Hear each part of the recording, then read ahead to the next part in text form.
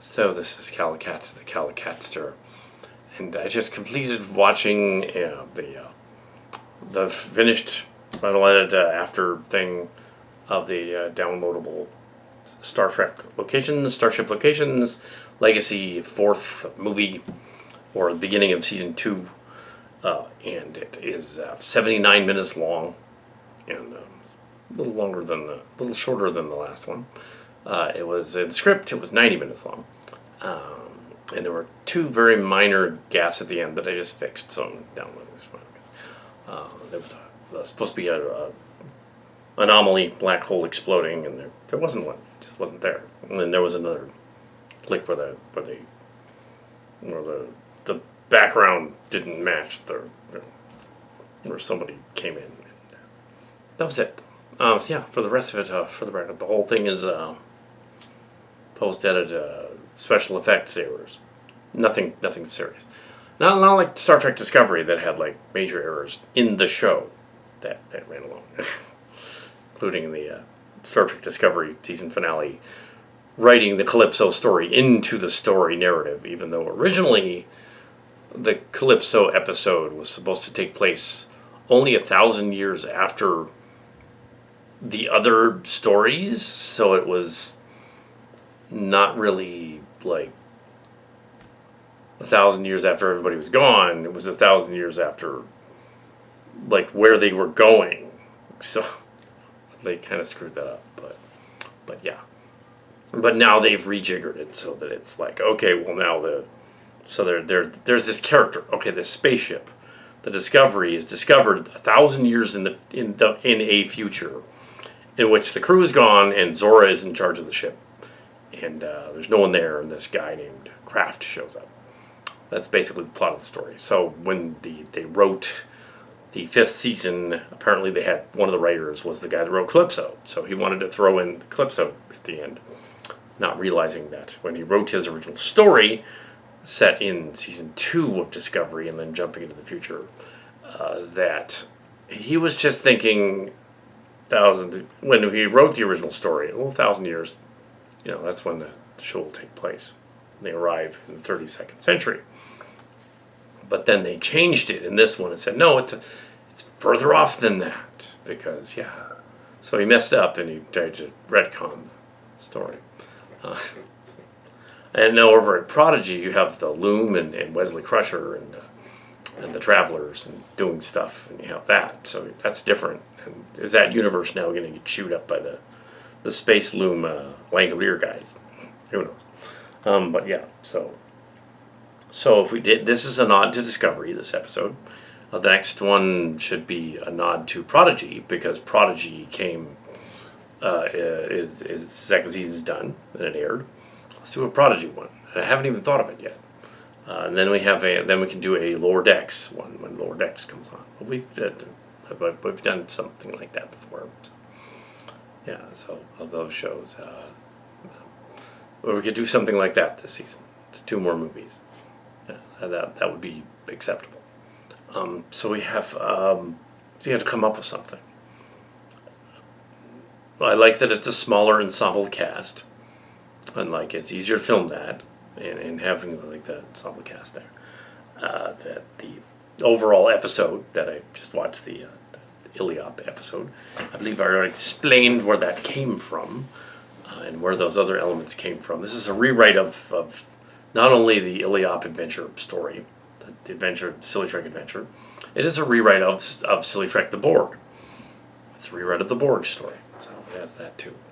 The Borg, because 1990 in the summer, when they did that Best of Both Worlds, we wrote our own ending, and so it should not at all happen like we said it happened. The Borg assimilating the whole ship and running around acting goofy and drunk.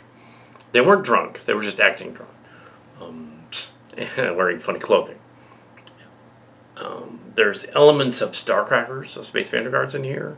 There's elements of how that worked in there. There's the characters. It's like, Strange Worlds has been a rewrite of Starcrackers anyway. whole thing, the whole idea of that, and then not so much Planet of the Fallen ones, but Strange Worlds and Starship Locations have been rewrites of Starcracker. Originally, Starcrackers wanted to break off from Star Trek and not be a Star Trek fan film series and do its own thing. Oh no, copyrights and stuff. Yeah, we get in trouble. Huh? So they broke off from that years ago in the 90s.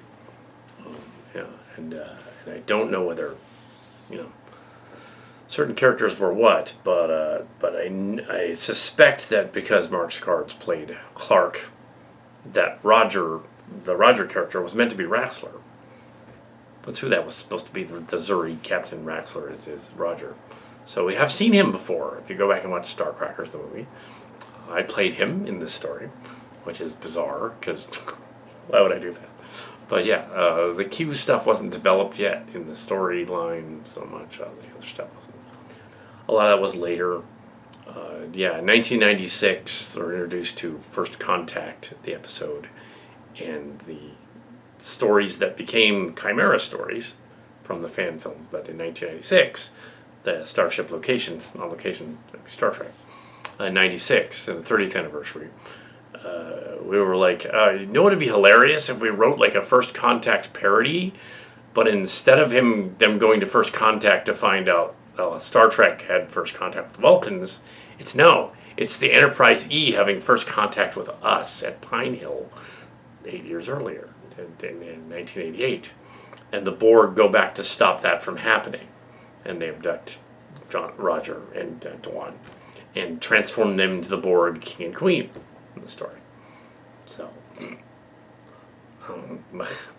but there was an earlier version of all that goes back further in 1988. So there is an earlier version. Because they were bored of playing their game. They didn't really play it so much though. They just were annoyed at listening to it being played. And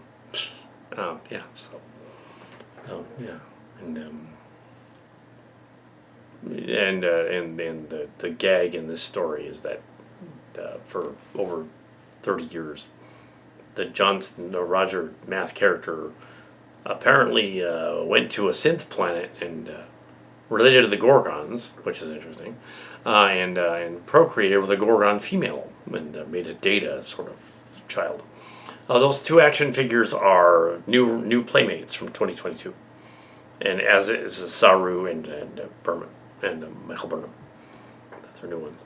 We also have they didn't do Lower Decks yet, but we also have the Prodigy ones too, which look like children, and we just used the later ones because it's 30 years later according to Prodigy. It would be 30 years later, a little over 30 years later. And then something like that. 20 years later, yeah. 2280s to 2400s. So 20 years later in that series. So you have, so what are you going to do next? There's, it's loosely based on conversations and things and the mom wit sort of story ideas thrown in there, but only loosely. The female characters in it have definitely a dialogue similar to that of the college, the youth group thing, college, and high school people from the church, but not directly. They're not stealing actually word for word stuff. There's just a few lines that get repeated. But yeah, there's and nobody left the show that's silly. They're gonna get that character back, that Tam character. Right? They're gonna find her because that would be a paradox in the timeline. She keeps going in and out of time for 500 years or something. No, they're gonna find her. Because in the way the story's plotted, that ship from the beginning, the Esteban, finds them, so they're back in Alpha Quadrant, probably. Thanks to Traveler Jake. It was supposed to be Cal Hazel, but it ended up being Jake. Because originally it was Cal Hazel. I decided not to do that. We could introduce other Cillians. We could have Brister show up. But we probably won't. Probably not. That would be confusing. Lord. I'm not sure what's going to happen next. Yeah, so I'm not sure. But this particular episode has a lot of the working concepts of good storytelling, story writing. It has the female characters are fun. They're written fun to be around. They're not just overpowered demigod Mary Sues. Often you get complaints about the Mary Sues, like Rey from Star Wars or something, or the Jedi ladies in the Acolyte. I have not seen the Acolyte, so I can't really say either way. But it seems to be the consensus of shows like that, is there are too many Mary Sues, and they're not likable. And that's the problem. If you have an anti-hero, you kind of got to make them likable. Well, not that you want to hang out with the rogue. Like the character of Maul in Discovery was the breakout character of Season 5. She was likable. She was a bad guy. She's a likable bad guy. You wanted to hang around with this character. She was weird and nuts and stuff. The character in Star Trek Picard Season 3, the Vadic, the Cillian, also likable. Sort of a Khan type of archetype.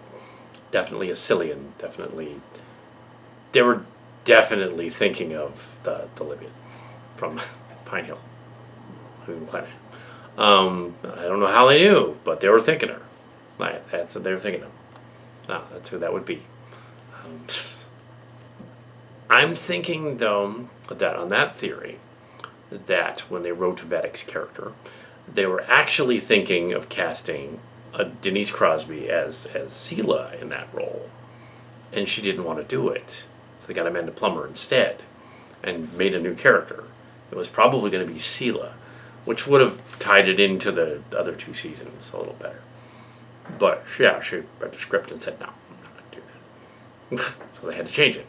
Sort of like when they had Michael Cera and Jesse Eisenberg in Zombieland 2.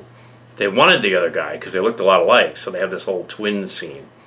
They left the twin scene in the movie with a different actor. He didn't look like him. No, the joke should be Michael Cera and Jesse Eisenberg look the same. But he didn't want to do it. He's like, I don't want to do that. Yeah. So I'm not going to. And that just ruined it. So they didn't need that scene at all.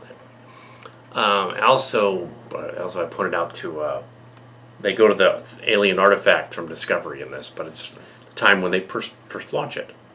To put the alien artifact for them to find in Discovery hundreds of years later. This is the catalyst for that story.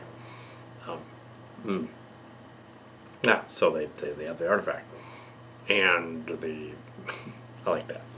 And yeah, that could have been 2407 when they put it out there. So it certainly could have been.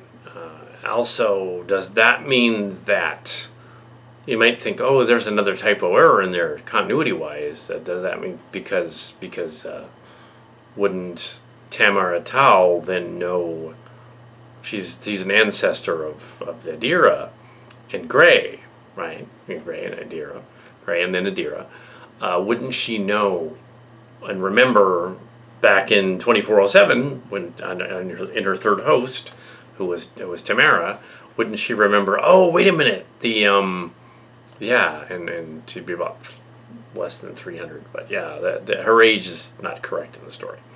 There is a typo, but no. Would she remember this incident, and she'd be able to tell the crew, oh, you want to find the artifact? I know right where it is. It's in the Iota Leona system. Go find it.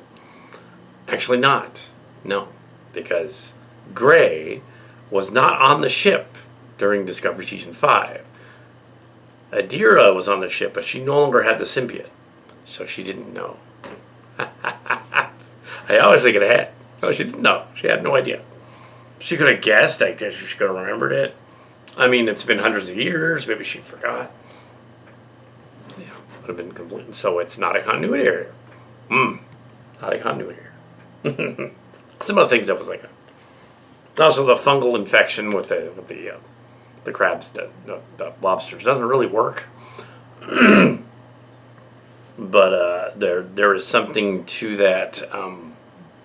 Lobsters and some other crustaceans have different kind of blood pyrites than humans do, and other creatures.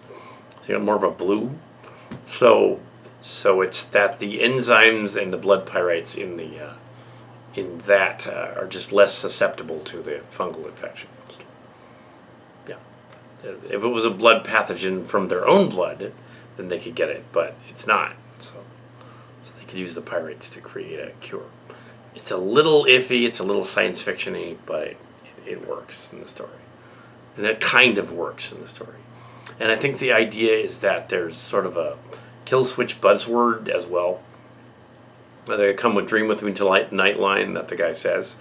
I think that is. I think that because it's an artificial fungal infection, when the alien mentions "Come dream with me tonight," it turns it off. Because he mentions it to them in that one scene. He goes like, "Oh, dream tonight," zip, and it turns it off. So it's not on anymore. So it wasn't an infection. It was an invasive, parasitic creature that was like nanites and Borg and stuff. More interesting than the other Borg. And then you have the notion of, okay, the sort of the neutered Borg from Star Trek Voyager. Well, this one ship, the Voyager, is suddenly indestructible, and Janeway can go and steal their warp coils and stuff and mess with them and everything. And it's Dark Frontier or whatever.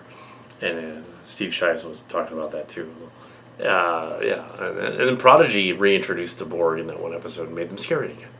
Well, so this season may encounter the Borg. Yes.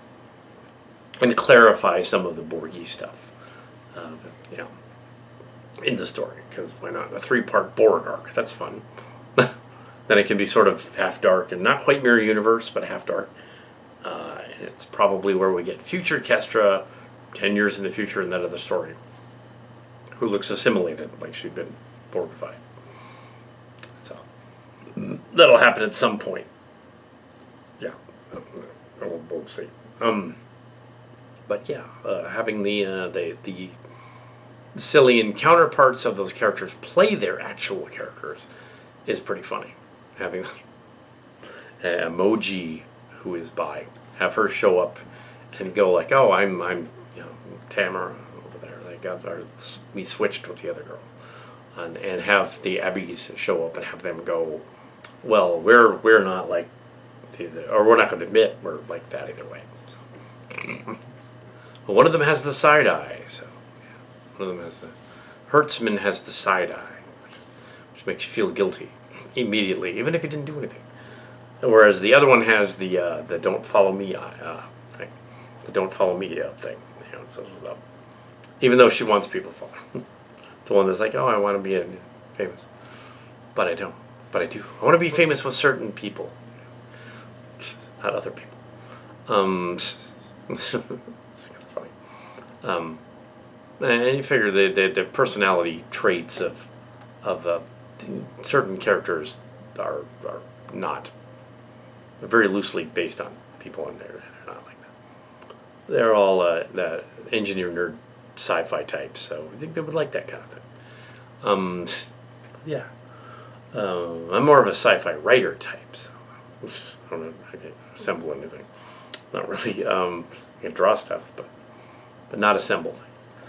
I can assemble a story, though, put together in fan film. Yeah, this one was a long trek. It took a while to put this together. And one of the other things that was noted in Discovery, and I mentioned it to the Larry Nemeczek channel, Dr. Trek, that guy. I mentioned it to the channel. I said, you know what? And I mentioned it to Steve Shives too, and to Jesse Tenner, this channel, and they all liked this idea. I bet when they did Discovery this last season, they filmed it 2 years ago. It took them a while to put it together. Then they learned it was last season, so they reshot like a third of the beginning and a third of the ending. You can kind of tell, because they added that whole backstory of Mull and the husband and Locke and all that stuff. And then they added the future ending where she does the thing with, because the writer of Calypso wanted to address Calypso. Probably shouldn't have done that. They should have just said, oh, they go off into space, and oh, your son goes off into space at the end. That would have been fine. They didn't need to tack on, oh, the other version of Calypso when this other timeline gets abandoned and rescued later. by Kraft. They didn't need that. That didn't need to be in there. That didn't need to be in there. And he also, Kraft is incidentally another reference to Silly Track, the Jonathan Kraft from the Church Group. It's another guy, Church Group. They keep referencing our stuff, and they never hire us, which is weird. But there was a Kraft. There was a name. And I get another one. But yeah, so they might as well have had like Emily Crump show up or Emily Day show up. They could have. But Maul's character was clearly a like Booker. She was a Huijon, and Huijon Kim is another word. That's another term for master warrior Kim. That is another word for the Grandmaster of the Jung Swan. So the martial sportist. So their planet is literally named after the Grandmaster. It's got to be one of the colonies from the martial sportist people. It has to be. So they're from the martial sportist planet. And there's a sanctuary planet, because there is one. Because when you look up the two planets, there's Keptera in the Cillian realms. You get Keptera and Key Draconis. Keptera is the one they tried to settle, and Key Draconis is sanctuary. So at the end of Discovery, they're on Key Draconis. At the end, when she picks up her son and goes off to space. That was Key Draconis. That was that planet. Yep. So it's in there. It's in Discovery. Yeah. And we didn't write Discovery. They just keep referencing our stuff. And we referenced our stuff here. We decided to go there. We decided to say, let's do a rewrite of the Illiop adventure, which has disappeared off the internet, although you can find it if you look for it. There was a Star Trek meets the Teddy Ruxpin. There was a story. Also, early comic books did something similar with that idea, because of course it was the 80s. They thought of stuff like that. There is an old key comic book.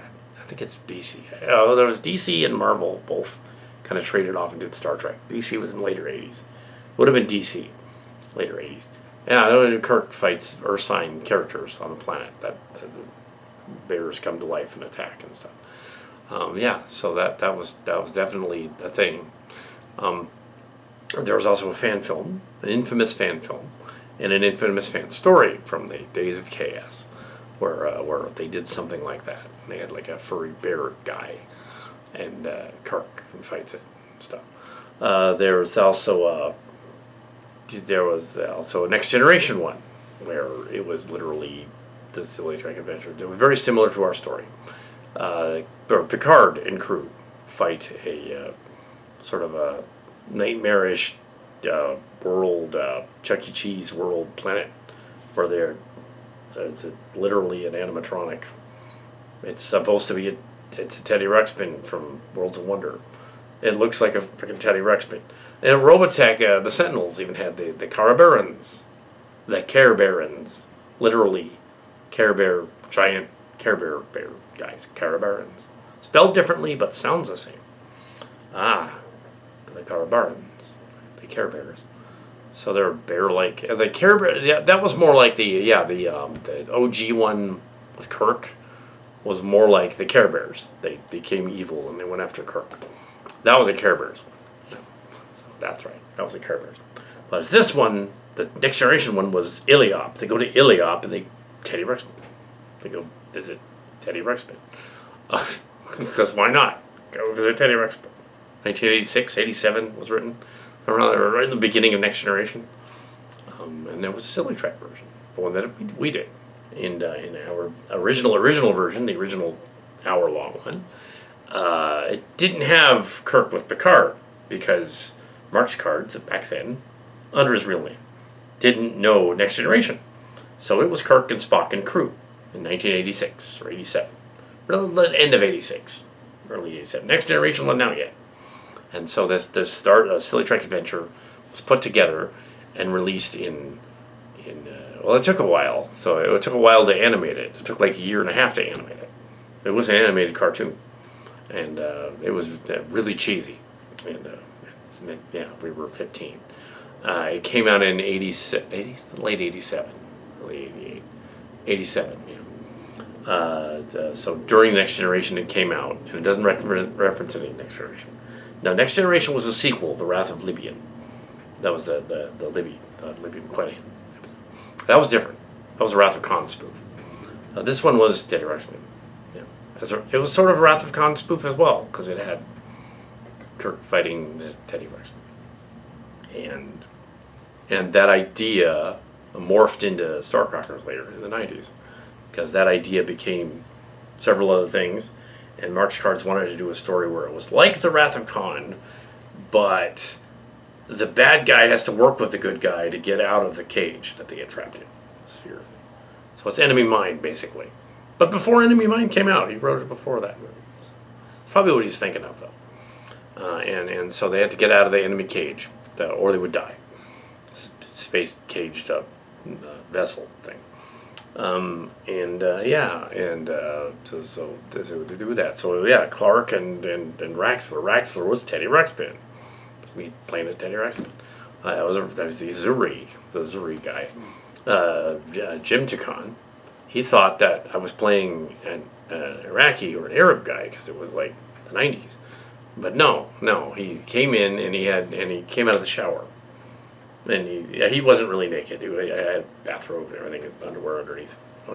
And he has a towel on his head. There's just a towel on his head. He's not Arabic. It's just a towel. He went out of the shower. I should have made that clearer in the production, but did not. But there was a lot of goofy stuff in there. That was back in the 90s when we were like film school geeks. And Mark Charles was barely 18, playing the captain, was 35. That's kind of funny. That thing took that's a whole history of that. You can look that up. That took like years to finish. We did like 45 minutes of the story, and then later on, 2005 finished it, and then in 2011 polished it and posted it online. And we couldn't get any girls to be in it, so we had to pretend to be the girls. Very progressive for that time period, but only because and it was not convincing at all as drag queens at all. Especially that I had a beard, which was funny, and I had to cover it up. Again, they thought, oh, this is some kind of ethnic thing. He's wearing a veil. No, it's covering his beard, because I didn't think to shave it. I literally didn't think to shave the beard. It wasn't a veil. He wasn't supposed to be some sort of like Indian lady or something. No, it's just he had a beard, and it didn't look good. Why would this lady have a beard? It's not convincing as a lady anyway. But it's kind of fun. I'm going back doing the Sicilian stories that are sort of redresses of these other ones. And they're rendering the polished copy here. And the other one, Wrath of Libyan, was the second one. That was 88, and that was early 89. And that had Next Generation in it, meaning Picard and Kirk and stuff. And the Next Generation didn't have Picard and Kirk meet until 1994. But we did it in 88, say season 2, during the writer's strike, so we did it. Season 2. So we did it. We did a meeting the Zuri. Because you would figure that Picard didn't like kids, but so the only thing that would be more annoying than Q having a bunch of teenagers running around Picard's ship, like causing trouble, would be making their teddy bears and toys and stuff come to life and threaten the ship as well. Q would totally do that. That of course he would. Now it's a 6-foot Teddy Ruxpin. It's coming to get you, Picard. Ha ha. And his ship is shaped like a giant Teddy Ruxpin.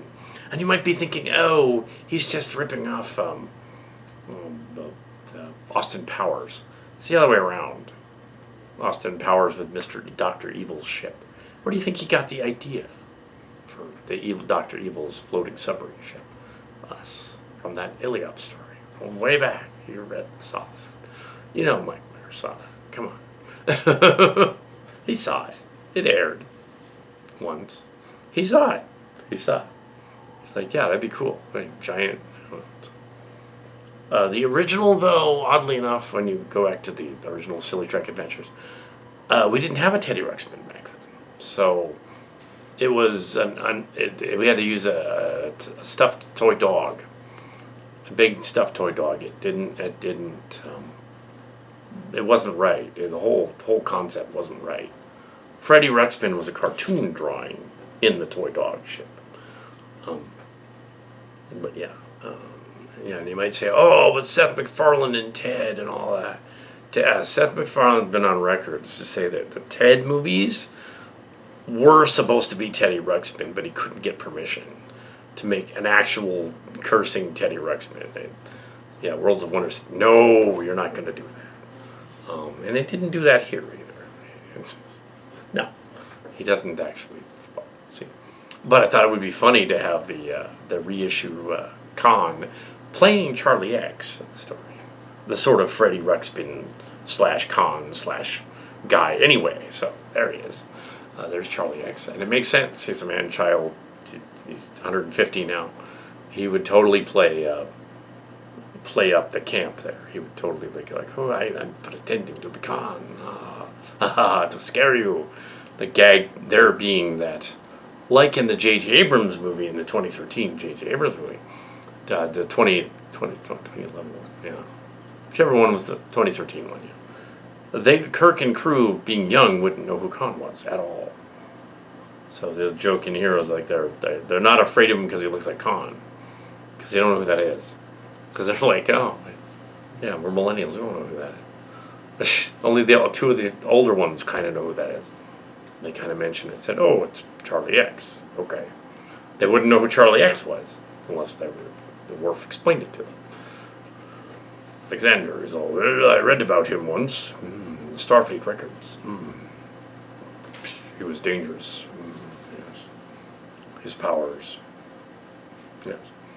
Yeah, so there's a lot of fun ideas that could be carried on to 2 more movies. I'm not saying that there should be necessarily like there doesn't need to be 8 episodes or 4 movies.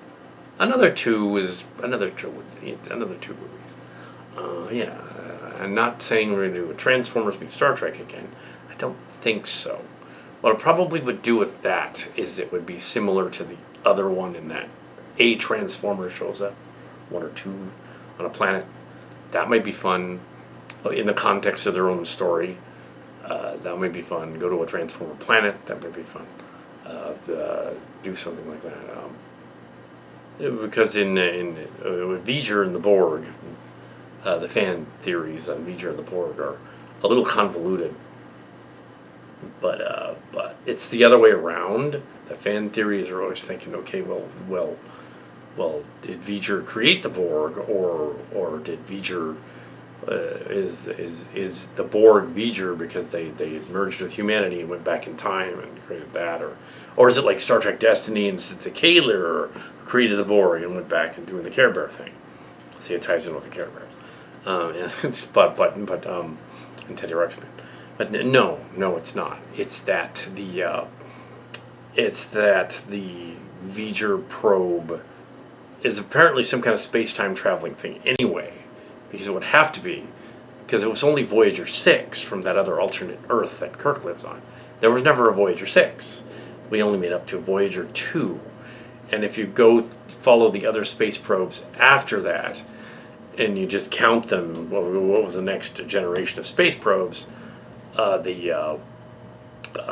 Voyager 6 would have technically have been the Magellan probe later on in the 90s. But it didn't go beyond the solar system. Magellan probe didn't do that. The Voyager 1 and 2 left the solar system. They're still just outside the solar system, so they would be in there. Well, it's another oddity with stuff like the Wrath of Khan story. In 1996, they launched the Botany Bay out into space, and it's like, well, it wouldn't even have left the solar system; it would just be nearby somewhere because it didn't have light speed. It'd be adrift like near Centaurus somewhere, at like a third of the way there.